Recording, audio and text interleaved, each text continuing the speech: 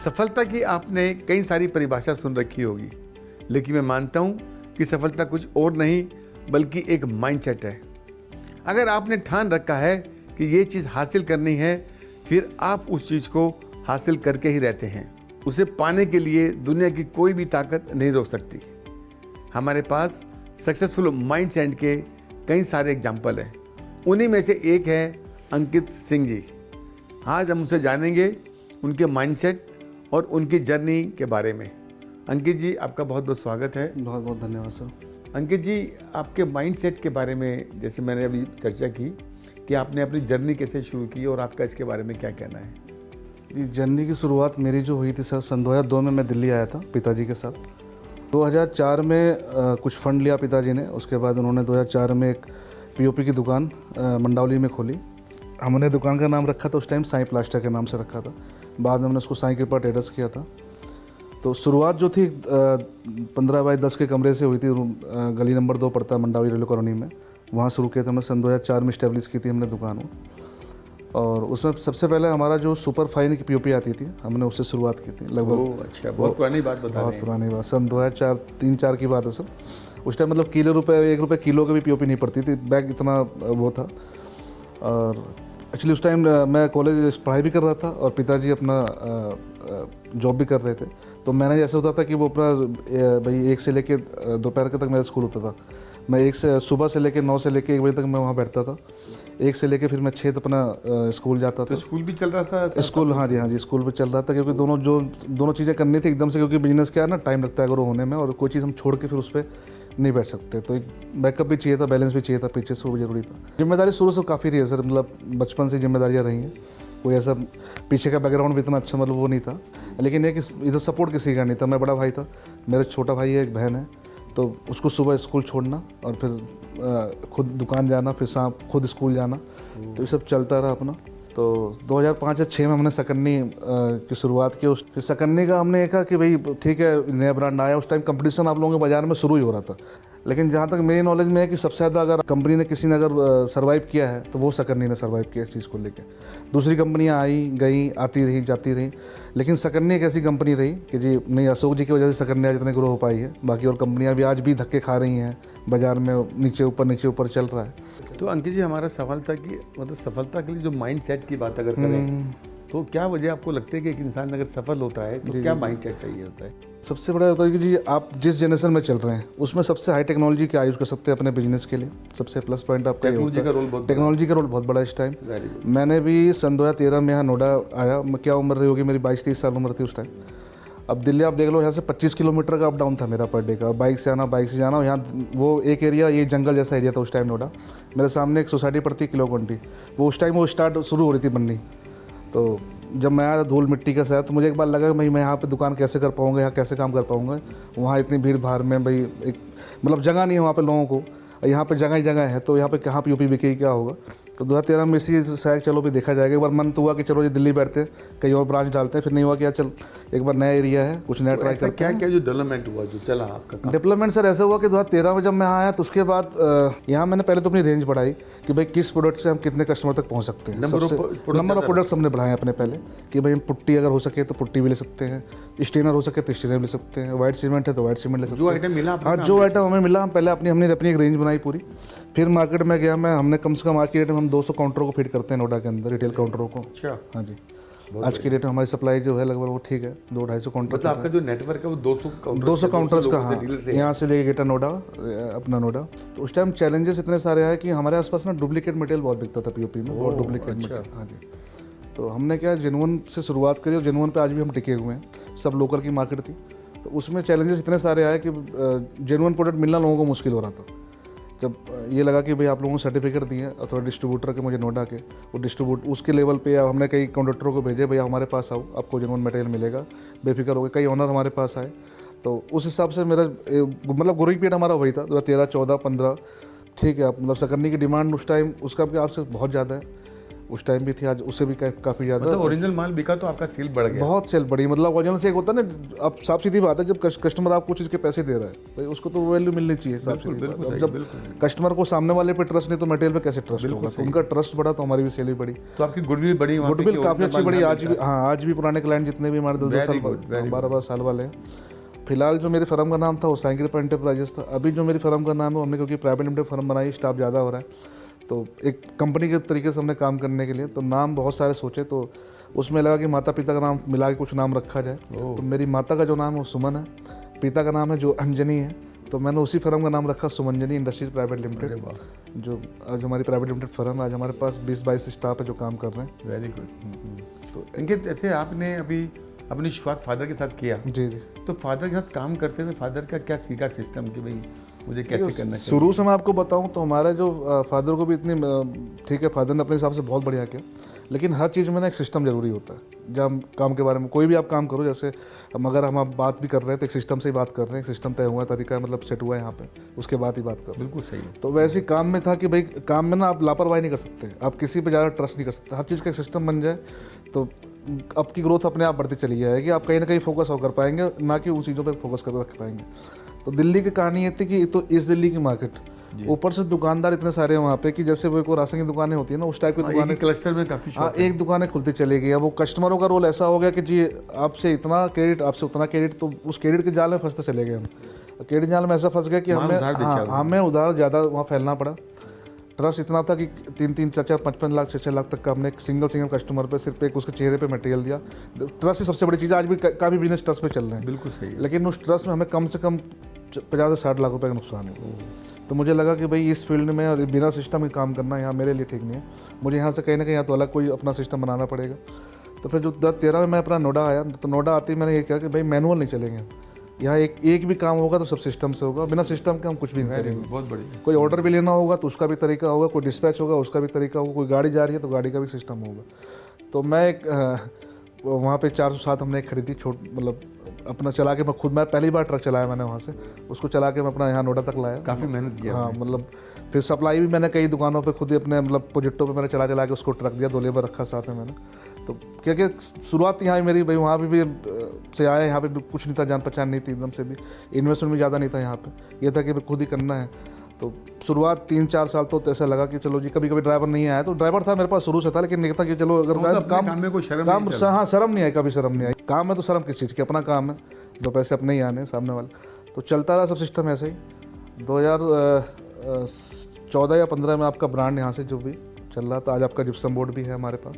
मतलब आपका ऐसा कोई आइटम नहीं सकन्नी का कि जिसकी बाज़ार में डिमांड ना हो, सब चीज़ों की डिमांड, सबसे हाई वॉल्यूम पे डिमांड है, क्वालिटी बहुत अच्छी मिल रही है कस्टमर को, मतलब वैल्यू फॉर मनी। अगर प्रोडक्ट कोई लेना है तो सकन्नी का ले लो, आपको मिल जाएगा। तो अंकित, सकन्नी के बारे में क्या अच्छा लगता है आपको, क्या बताएंगे? सबसे बड़ा सकन्नी का मुझे सिस्टम जो लगता है, सकन्नी ना एक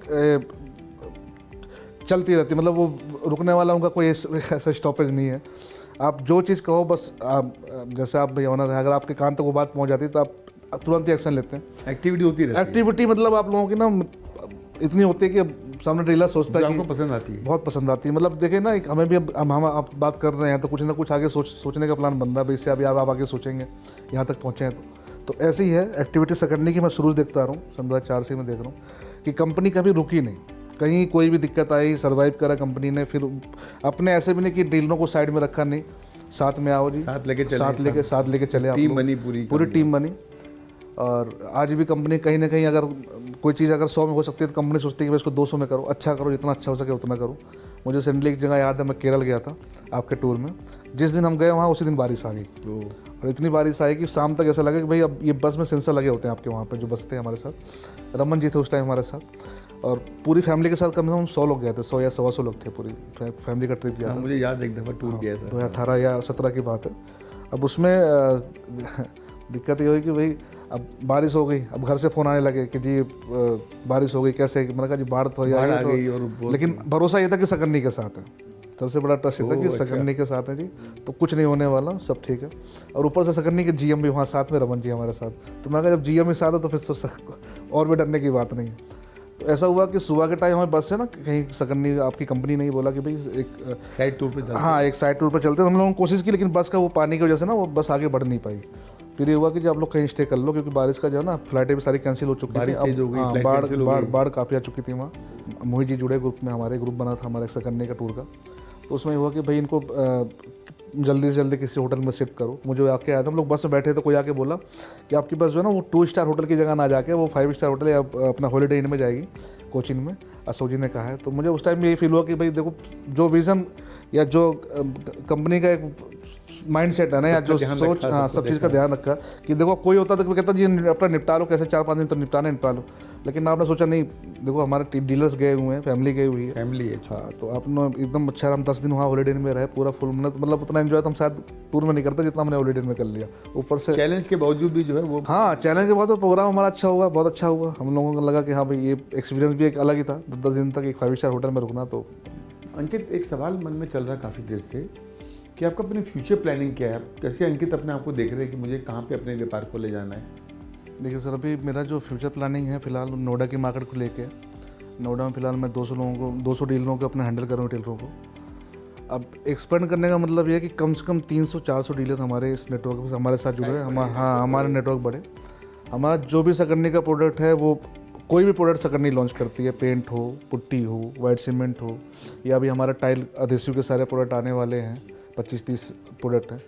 तो वो उस प्रोडक्ट के साथ हम जो 200 डीलर को पहले उनको जोड़े, उसके बाद 300-350 डीलरों को तक उसको, मतलब हम 150 डीलर लगभग को जोड़ के उसको, हाँ, उसको नेटवर्क को बढ़ाने की कोशिश कर रहे हैं। प्रोडक्ट आपका अच्छा है, नो डाउट, सब चीज़ें ठीक है। और डीलर भी रिपीट ऑर्डर आने पे ही प्रोडक्ट दोबारा अपने वहाँ जगह देता है। तो आपका रिपीट ऑर्डर भी ठीक आ रहा है, पेंट का हो, स्टेनर हो, सबकी क्वालिटी बहुत बढ़िया है। आपके पीओपी तो खैर नंबर 1 चल ही रहे हैं बाज़ार में। तो इसी के साथ बस ये है कि आप हमारी तरफ से सारे प्रोडक्ट आपके हर रिटेलर के पास पहुँचें। जो भी नया प्रोडक्ट आए भाई, रिटेलर के यहाँ डिस्प्ले भी होना चाहिए, रिटेलर के यहाँ मीटिंग करके उसको मटेरियल को हम लोग कस्टमर तक पहुँचाएँ। यही हमारा आगे का फ्यूचर प्लान है सकरनी के साथ। कुछ सवाल सर मेरे मन में भी हैं बिल्कुल अंकित, बिल्कुल सकरनी को लेके। देखिए, मैं सकरनी के साथ शुरू से जुड़ा पड़ा हूँ, और आप तो खैर आइडल रहे हैं, मेरे गुरु रहे हैं, और आपको ही देखते देखते मतलब आज भी हम कहीं भी जाते हैं तो जब लोग मैगजीन में देखते हैं कि जी अशोक जी, मैं कहता हूँ सर आपको जब मिलना हो आप चलो। मैं रिटेलर से भी ये कहता हूँ कि वो मालिक बाद में है, पहले ग्राउंड लेवल पर काम करने वाले एक आम इंसान की तरह हैं वो। मैं शुरू से दिखता है। पहली बात तो ये कि जब उनके पास सकरनी को लेकर प्रोडक्ट को जाते हैं तो जो आपकी मैगजीनें आजकल आ रही हैं, हम पहले उनको देते हैं कि भाई प्रोडक्ट के बारे में आप समझो, हमारे जो नए डीलर जुड़े हैं उनको समझो। आपका कोई एनिवर्सरी वगैरह हो तो आप मुझे बताओ, आपकी फ़ोटो में छपाऊँगा तो बड़े खुश होते हो, क्योंकि एक कंपनी ने एक नया सिस्टम शुरू किया मैगजीन का, या फिर अब आप लोग टीवी इंस्टॉल करवा रहे हो। बिल्कुल। तो उसमें कहीं ना कहीं उनको भी ये अनुभव होता है कि हाँ भाई, कई हमारे रिटेलरों की फ़ोटो दी है जो मैगजीन में आई है, तो उससे वो काफ़ी उत्साहित, तो उन्होंने कटिंग लगा के उसको फ्रेमिंग करा के लगाई। तो मैंने कहा जी उनका प्रोडक्ट जो भी बाज़ार में आ रहा है, कोई प्रोडक्ट आ रहा हो, कोई रिटेलर के पास जा रहा हो, कोई कस्टमर के पास जा रहा हो, कोई भी अगर समस्या है तो सोल्यूशन एक ही अशोक गुप्ता सर। अगर उनके पास तक आपकी बात पहुंच गई तो वो सोल्यूशन आपको नेक्स्ट डे मिल जाना है। दूसरा सवाल सर मेरा ये है कि हम 2004 से पिताजी के टाइम से मेहनत करते आ रहे हैं, ठीक है सर। हमने कभी भी अपने गोदाम से या अपनी दुकान से सकरनी को मतलब सबसे टॉप पे रखा हमने, सबसे। आज भी हमारे पास अगर सकरनी गोदाम से निकलता, मैं आपसे पहले ही बोल चुका हूँ कि हमें सबसे ज़्यादा खुशी होती है कि सकरनी हमारे गोदाम से निकल रहा है। लेकिन हमें आज के डेट में थोड़ी सी तकलीफ इस बात की है भाई, आज आपके पास 2200 लोगों का नेटवर्क है, आप 2500 लोगों का नेटवर्क है, आपने बताया था। तो 2500 लोगों में शुरुआती दौर के साथ 50 लोगों या 100 लोगों में से तो एक नाम हमारा रहा होगा। बिल्कुल। तो आज अगर हम नोएडा के बाज़ार में बैठे हैं, या जो भी आपके पुराने डीलर हैं, थोड़ा सा मैं जहाँ तक मैं समझ पा रहा हूँ कंपनी को लेके, कि पुराने डीलर कुछ ना कुछ आज भी अशोक जी से उसी उम्मीद बैठे हैं कि जी कंपनी तो बन गई, ठीक है भाई, 2200 लोगों की कंपनी बन गई, कंपनी और ग्रो करे, हमारा क्या होगा। हाँ, दिल्ली एनसीआर से बाहर है, लेकिन हमारे लिए कुछ मतलब अलग क्या हो रहा है। हम भी तो उसी झुंड में शामिल हो गए भाई। हम कंपनी के साथ शुरू से लगे, सब ऊँच नहीं देखी हमने, आपने भी देखी, आपने भी देखी, सबको मैनेज करते चल रहे हैं। और आज में मैं कहीं ना कहीं भले मुझे 20 साल हो गए, चैलेंजेस तो आज भी लाइफ में है। वो पिताजी के टाइम पिताजी जब अपना दिल्ली देते तो उनके साथ बहुत चैलेंजेस, तो उन्होंने बहुत मेहनत की उस काम को लेकर। यहाँ मैं बैठा हूँ तो मुझे बहुत सारे चैलेंजेस आ रहे हैं, बहुत तरीके के चैलेंजेस हैं, मतलब उसमें आप कुछ भी मान सकते हो। तो उसका कहने का मतलब है कि जब 2200-2300 लोगों का नेटवर्क खड़ा हुआ है, तो पुराने डीलरों के लिए कंपनी ऐसा क्या कर रही है कि भाई जो आपके 50 डीलर शुरू के थे 2005 से लेकर 10 के बीच में, या भाई जो स्टार्टिंग है 2 साल 3 साल के लिए, उनको स्पेशल क्या आप अनुभव करा सकते हैं अपने कंपनी कि भाई उनको लगे हाँ ये पुराने हैं।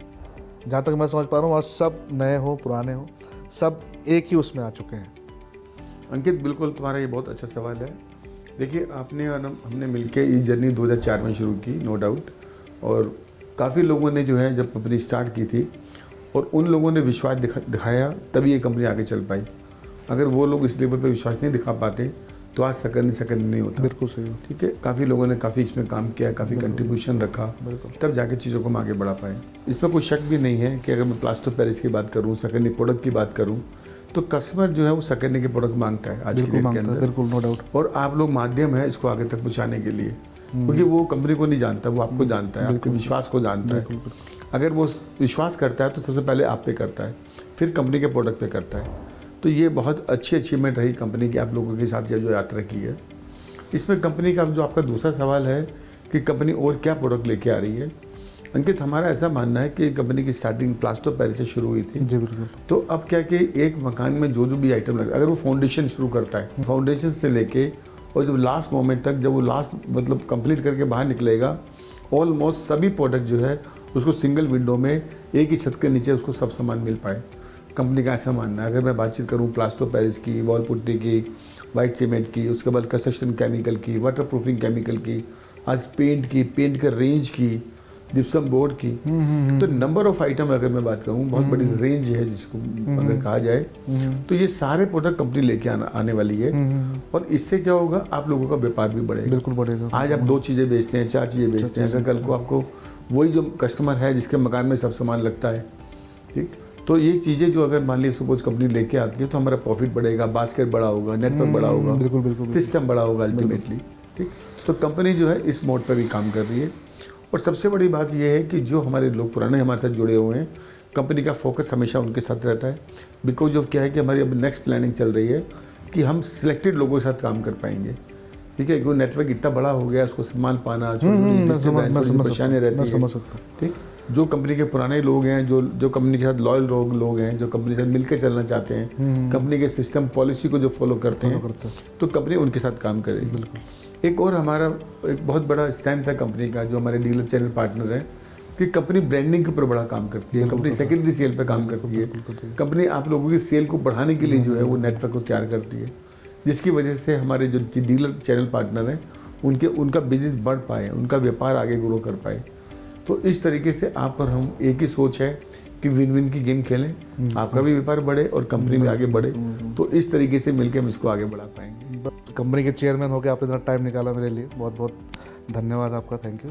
और रिटेलर को भी मैं अब जाके यही बोलने वाला हूँ कि जी कंपनी के साथ आप जुड़े रहो, आगे भविष्य और भी आपका अच्छा होने वाला है और कोई प्रोडक्ट कंपनी लेके आ रही है, क्योंकि जिसका चेयरमैन इतना चीज़ों पर सिस्टम पर ध्यान दे रहा हो, तो मुझे भी रिटेलर को बोलने में थोड़ी सी भी हिचकिचाहट नहीं होनी चाहिए। तो thank you so much sir, आपने यहाँ बुलाया मुझे। थैंक यू वेरी मच, बहुत बहुत धन्यवाद। सफल होने के लिए आपको किसी दूसरी चीज़ की जरूरत नहीं, बस ज़रूरत है तो एक माइंडसेट की, जो हर पल सफल होने के नित नए आइडियाज़ पर काम करें, तो बस एक सफलता आपके ही कदमों में होगी। आप अपने माइंडसेट को सक्सेसफुल बनाने पर काम कीजिए। हम फिर मिलेंगे आपको एक नए सदस्य की नई कहानी के साथ। तब तक के लिए शुक्रिया।